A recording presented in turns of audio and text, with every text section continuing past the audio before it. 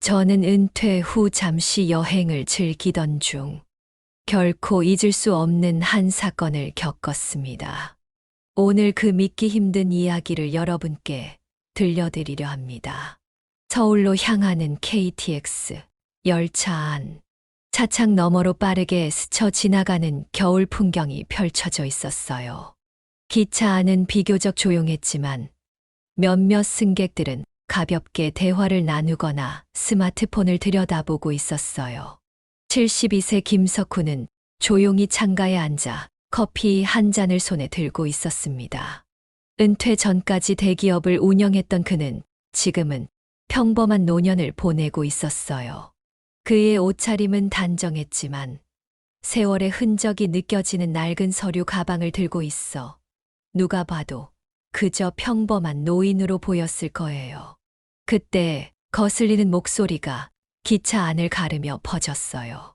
아무리 많은 시간이 지나도 그날의 그 순간은 잊혀지지 않습니다. 진짜 이런 기차를 타야 한다고? 냄새도 심하고 사람들도 꽉 차서 불편한데? 맞은편 좌석에서 들려온 소리였어요. 구독과 좋아요, 그리고 알람 설정 꼭 눌러주세요. 29세 정수연. 세련된 차림의 명품 가방을 옆자리에 올려둔 채 스마트폰을 바라보며 불쾌한 기색을 감추지 않았어요. 그녀는 희죽거리며 옆자리 친구에게 말을 건넸어요. 이럴 줄 알았으면 그냥 항공편 끊을 걸 그랬어. 완전 스트레스야. 저기 앉은 어르신들 때문인지 공기마저 무거운 느낌이야. 그러더니 코를 막으며 인상을 찌푸렸어요. 솔직히 이런 거 타고 다니면 너무 힘들지 않아? 나이 드신 분들은 대중교통 말고 다른 걸 이용해야 하는 거 아니야? 순간 주변이 조용해졌어요. 하지만 아무도 그녀의 말에 대꾸하지 않았어요. 마치 기차 안의 공기가 얼어붙은 것처럼 느껴졌어요. 그녀는 김석훈을 힐끔 보더니 다시 친구에게 속삭였어요. 어휴, 나이 들어서도 이렇게 혼자 기차 타고 다니는 거 너무 안쓰럽지 않냐? 나 같으면 절대 저렇게 안 살 거야. 진짜 불쌍하다. 불쌍해. 나이 들어서도 이렇게 혼자 기차 타고 다니고 우리 아빠는 절대 이렇게 안 살게 해드려야지. 그러더니 몰래 스마트폰을 꺼내 사진을 찍었어요. 노이석 강제 점령 이럴 거면 기차 말고 택시 타세요. 그녀는 피식 웃으며 화면을 바라보았어요. 친구는 가볍게 따라 웃으며 맞장구를 쳤어요. 하지만 그 순간 아무 말도 하지 않았지만 김석훈은 조용히 주먹을 꼭 쥐었어요. 참자, 내가 참자. 참아야 한다. 그는 깊이 숨을 들이마시며 차창 밖을 바라보았어요. 그녀가 이런저런 말을 할 때까지 김석훈은 단 한마디도 하지 않았어요. 하지만 그의 깊은 눈빛에는 묘한 기류가 감돌았어요. 정수연은 코를 막으며 얼굴을 찡그렸어요. 아, 이게 뭐야? 노인석이 따로 있는데 왜 일반석까지 점령하는 거야? 자리도 좁아 죽겠는데. 그녀는 한숨을 쉬며 이쪽 저쪽을 힐끗힐끗 쳐다보았어요. 그리고 정수연은 그의 반응을 신경조차 쓰지 않고 다시 스마트폰 화면을 들여다보며 웃었어요. 기차는 여전히 빠르게 목적지를 향해 달리고 있었어요. 김석훈은 조용히 그녀를 바라보았어요. 그래도 그는 아무 말도 하지 않았어요. 그때 기차가 살짝 흔들렸어요. 정수연이 올려놓았던 명품 가방이 그대로 바닥으로 떨어졌어요. 툭! 순간 객실 안이 조용해졌어요. 김석훈은 천천히 허리를 숙여 가방을 들어 올렸어요. 그는 조심스럽게 가방을 다시 빈자리에 올려두었어요. 그러나 정수연은 이를 보고도 아무런 반응이 없었어요. 오히려 입술을 삐죽이며 손을 내밀었어요. 그거 조심하셔야죠. 이거 엄청 비싼 건데. 그녀는 당연하다는 듯 가방을 다시 끌어안았어요. 그녀의 눈길이 다시 김석훈을 향했어요. 그제야 깨달은 듯한 표정. 하지만 그 얼굴에는 감사의 기색은커녕 오히려 불쾌함이 스며 있었어요. 이럴 땐 택배를 보내야 하는데 불특정 다수가 타는 곳에서 이런 일이 생기면 곤란하거든요. 목소리는 가벼웠지만 말끝에 스며든 냉소가 차가웠어요. 김석훈은 여전히 아무 말 없이 그녀를 바라보기만 했어요. 그가 젊은 시절이었다면 그는 아마 이렇게 말했을 거예요. 고맙다는 말 한마디가 그렇게 어려운가요? 그러나 그는 조용히 다시 창밖으로 시선을 돌릴 뿐이었어요. 기차는 여전히 목적지를 향해 달리고 있었어요. 정수연은 아직 알지 못했어요. 30대 초반 김석훈은 치열한 비즈니스 세계에서 누구보다 인정받는 인물이었어요. 그는 젊은 시절 대기업에서 유능한 전략가로 손꼽혔고 혁신적인 아이디어와 단호한 결단력으로 빠르게 승진을 거듭했어요. 그의 손에서 탄생한 프로젝트들은 업계를 뒤흔들었고 회사는 그가 내린 결정 하나로 수십억 원의 이익을 창출하기도 했어요. 하지만 성공이 언제나 달콤한 것만은 아니었어요. 그가 일하던 당시의 기업 문화는 보수적이었고 그는 젊은 나이에 너무 앞서간다는 이유로 배척당하기도 했어요. 아무리 뛰어난 실적을 올려도 몇몇 고위 임원들은 그를 견제하며 중요한 자리에서 밀어내려 했어요. 그러나 그는 한 번도 주저앉지 않았어요. 내가 능력으로 증명해 보이겠습니다. 그는 상대를 설득하는 대신 결과를 내놓는 사람이었어요. 냉철한 분석력과 추진력으로 회사를 업계 선두에 올려놓았고 결국 임원진조차 그의 가치를 인정할 수밖에 없었어요. 그때의 김석훈은 누구보다 강했고 불의와 편견을 참지 못하는 사람이었어요. 하지만 시간이 흘러 그는 은퇴를 결심했어요. 화려한 명함을 내려놓고 조용한 삶을 선택했어요. 명성을 누리던 시절과 비교하면 지금은 소박한 삶이었지만 그는 만족하고 있었어요. 더 이상 경쟁과 싸움에 얽매이지 않고 자신의 시간과 평온을 찾고 싶었어요. 그런데 이제 그는 기차 안에서 단순히 나이가 많다는 이유로 한 젊은이에게 조롱당하고 있는 이 자리가 정말 불편하고 참기 힘들었어요. 젊은 시절에 내가 이 장면을 봤다면 어떻게 했을까? 창밖을 바라보며 세월의 빠름을 다시 한번 느끼며 깊이 숨을 들이마셨어요. 하지만 정수연이 한 그 말들이 계속해서 귓가를 맴돌았어요. 기차가 부드럽게 선로를 따라 달리고 있었어요. 창밖으로는 겨울빛이 내려앉은 들판이 빠르게 스쳐 지나갔어요. 객실 안은 비교적 조용했지만 한쪽에서 들려오는 거슬리는 목소리가 계속 기차 안의 공기를 가르고 있었어요. 정수연의 스마트폰을 쥔 손끝에 값비싼 반지가 반짝였어요. 명품 브랜드의 코트를 걸친 그녀는 옆자리에 가방을 아무렇게나 던져놓고 불쾌하다는 듯 인상을 찡그렸어요. 아, 진짜. 이 기차 왜 이렇게 답답하지? 승객 좀 가려 태우면 안 되나? 손가락으로 화면을 빠르게 스크롤하며 짜증 섞인 목소리가 이어졌어요. 와이파이도 안 터지고 공기도 텁텁하고. 아, 어쩐지 분위기가 무겁더라니. 이유가 있었네. 그날 기차 안에서 그녀의 행동은 누구의 눈에도 불편하고 민망할 정도로 경솔했어요. 며칠 후 운명의 날이 찾아왔어요. 정수연은 거울 앞에서 마지막으로 옷매무새를 정리하고 있었어요. 반짝이는 귀걸이, 단정한 블라우스, 고급스러운 코트. 모든 것이 완벽했어요. 오늘은 그녀에게 있어 중요한 날이었어요. 예비 시부모님을 처음으로 만나는 자리, 상견례가 있는 날이었어요.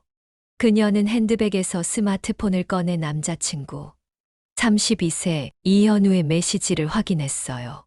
우리 부모님은 오셔서 먼저 대기 중이셔. 부담 갖지 말고 천천히 와. 오늘 잘하면 우리 결혼 날짜도 바로 잡힐 거야. 문자를 읽으며 정수연은 자신감에 찬 미소를 지었어요. 이현우는 좋은 집안에서 자란 사람이었어요.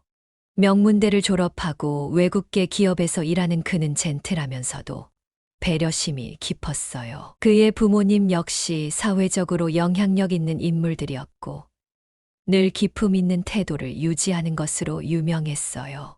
잘 보이기만 하면 돼. 예쁘게 웃고 말 조심하고 내 이미지만 완벽하게 유지하면 돼. 정수연은 심호흡을 한 번 하고 마지막으로 거울 속 자신의 모습을 확인했어요.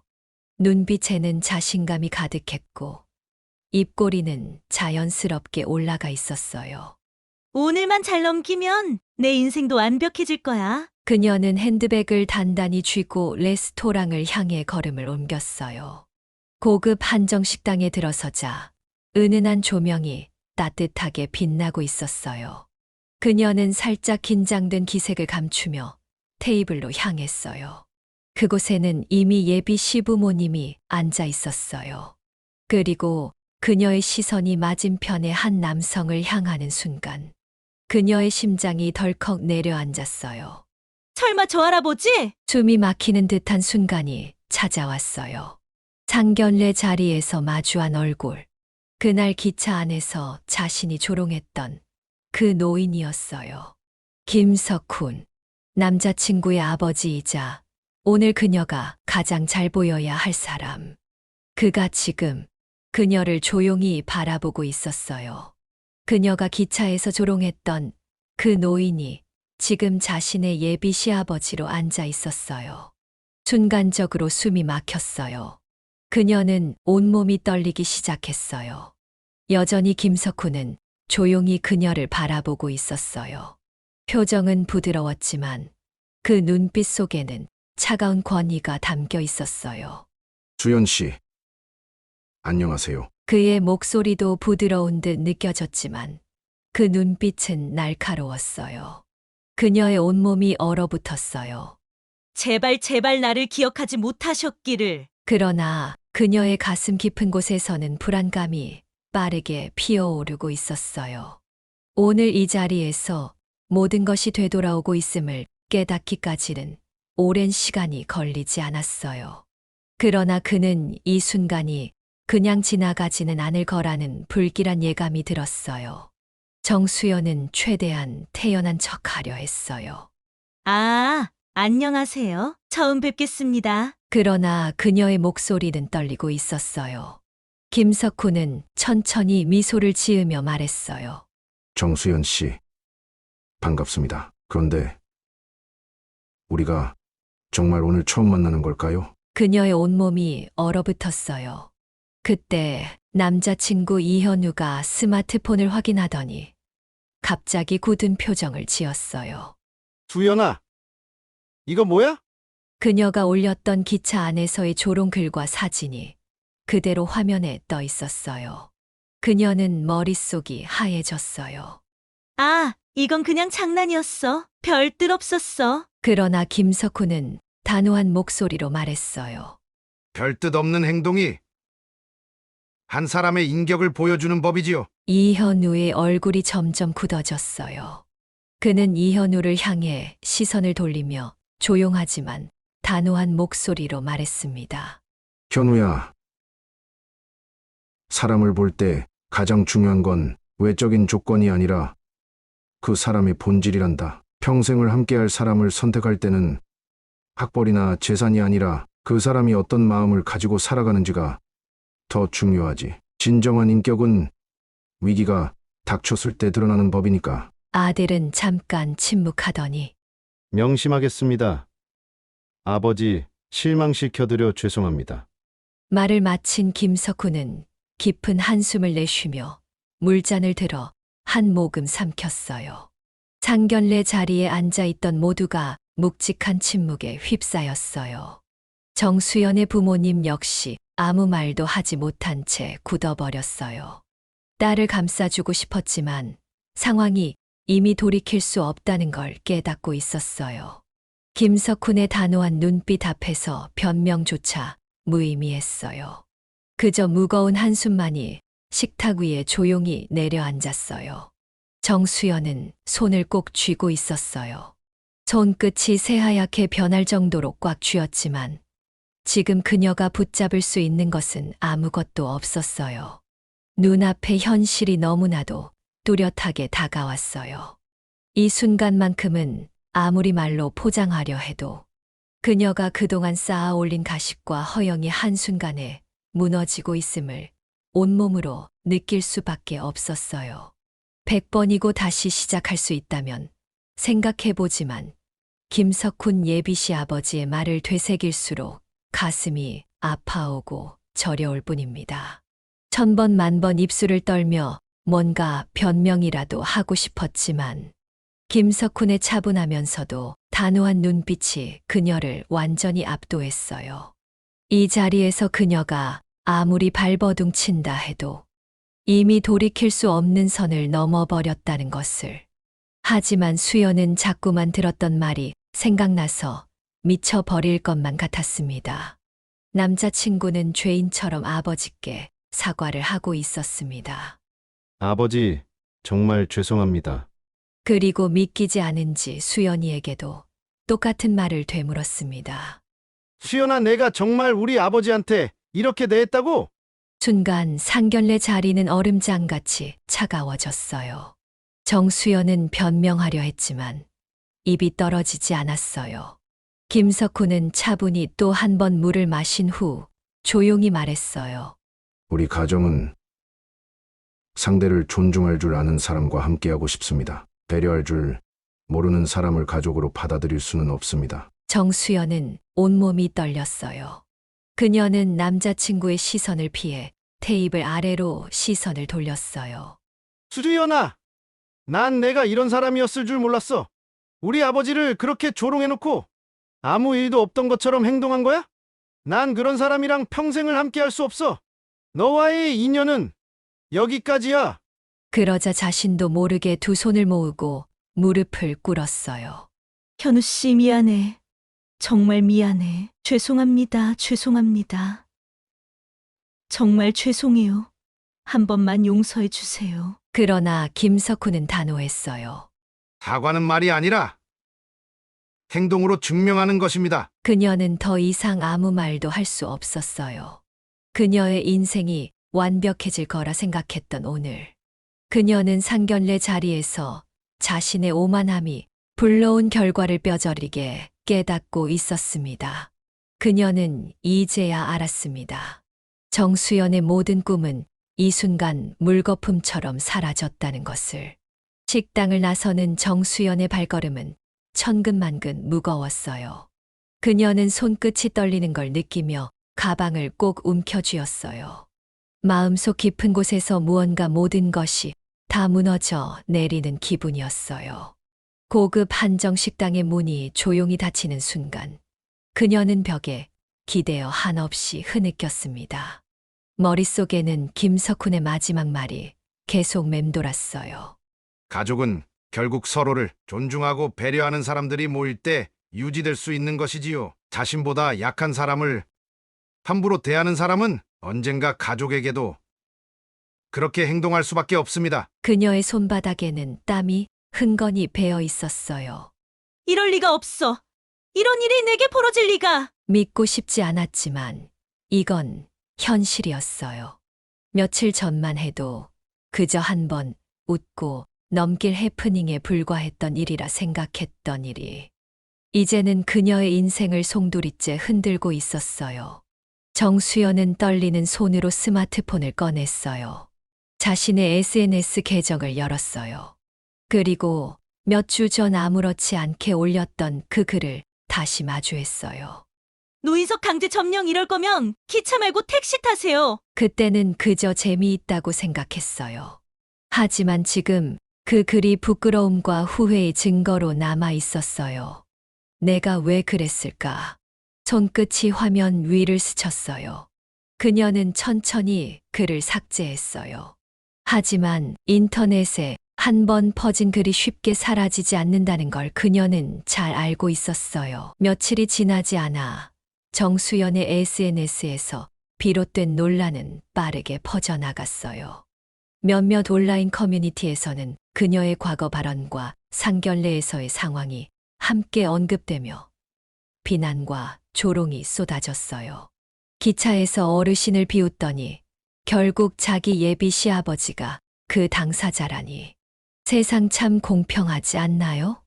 남 무시하던 사람이 정작 본인의 앞길이 막히니까 얼마나 당황스러울까. 부메랑이 이렇게 빠르게 돌아오는 경우도 드물 텐데. 우리는 얼마나 많은 사람을 겉모습만 보고 판단하고 있을까? 자신보다 약하다고 생각되는 사람을 함부로 대하는 저런 태도가 결국 자기 인생을 망치는 법이지. 사회는 실력만으로 굴러가지 않아요. 인성이 바닥이면 아무리 좋은 스펙을 갖고 있어도 결국엔 본색이 드러나게 되어 있어요. 정수연의 SNS는 이미 조롱과 비난으로 가득 차 있었어요. 댓글을 읽으며 그녀는 손끝이 떨리는 것을 느꼈어요. 자신이 했던 말과 행동이 이렇게까지 되돌아올 줄은 몰랐어요. 이제야 깨달았어요.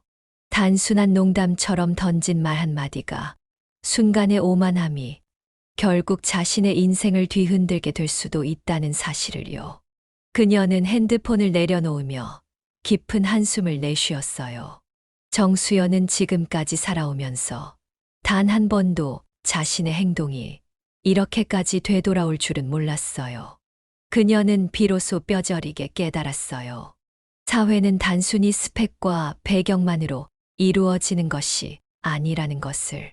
진정한 가치는 인간관계 속에서 드러난다는 것을. 반면 김석훈은 상견례가 끝난 후 조용히 차를 타고 집으로 돌아왔어요. 창밖의 푸른 하늘을 바라보며 여러 가지 생각들을 했어요. 그리고 한마디. 세상은 결국 자신이 뿌린 대로 거두는 법이지. 삶은 때때로 예상치 못한 방식으로 교훈을 주어요. 누군가를 함부로 대하는 순간 그것이 결국 자신에게 되돌아올 수도 있어요. 반대로 사소한 배려 하나가 누군가의 삶에 깊은 울림을 줄 수도 있어요. 여러분이라면 어떤 선택을 하시겠어요? 오늘 하루 주변의 누군가에게 따뜻한 한마디를 건네보는 건 어떨까요? 오늘